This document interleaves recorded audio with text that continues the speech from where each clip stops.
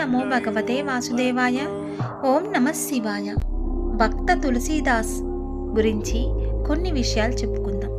తులసీదాస్ అంటే టక్కని మనకు గుర్తొచ్చేది ఆంజనేయ స్వామికి, శ్రీరామచంద్రుడికి మహాభక్తుడు.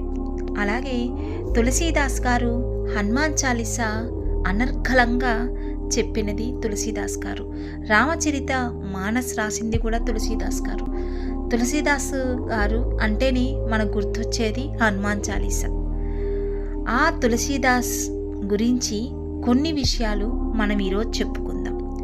తులసీదాసు తీర్థాటన చేస్తూ పండరీపురం చేరి అక్కడ కొంతకాలం నివసించాడు.